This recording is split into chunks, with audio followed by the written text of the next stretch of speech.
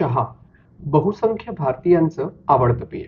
चहा थंड झाला तर आपण पुन्हा गरम करून घेतो. पण थंड चहा पुन्हा गरम करून पिऊ नका. थंड चहा पुन्हा गरम केल्यामुळे यातील काही महत्त्वाचे घटक कमी होतात आणि याचा आरोग्याला अजिबात फायदा होत नाही.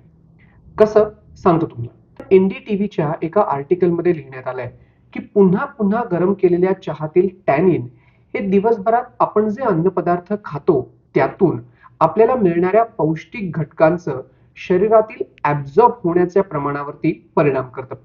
आयर्न ऍब्झॉर्ब होण्याचं प्रमाण यामुळे 30 ते 40% कमी होतं. थंड चहा पुन्हा गरम केल्यामुळे यातील पॉलिफेनॉल आणि इतर अँटीऑक्सिडंट्सचं नुकसान होतं. याचा फायदा तुम्हाला होत नाही. चहातून टॅनिन जास्त प्रमाणात बाहेर येतं, त्यामुळे चहा कडू लागतो आणि याची टेस्ट बिघडते.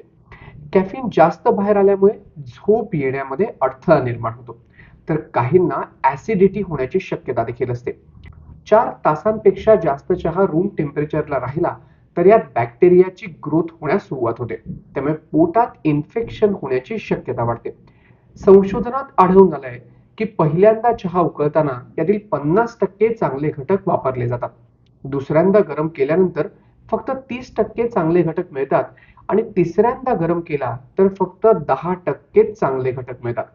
चहा आरोग्यासाठी चांगला आहे, पण याचा अतिरेक होता कामा नये. तर वेबएमडीच्या माहितीनुसार चहामधील न्यूट्रिएंट्स आणि मिनरल्स ही आरोग्यासाठी अत्यंत चांगली आहेत. त्यामुळे रोजच्या डाएटमध्ये आपण चहाचा नक्कीच समावेश करू शकतो.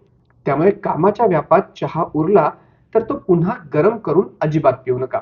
हा व्हिडिओ आवडला असेल आणि ही माहिती उपयुक्त असेल तर व्हिडिओ लाईक करा, चॅनल सबस्क्राईब करा आणि जास्तीत जास्त लोकांपर्यंत व्हिडिओ शेअर देखील करा.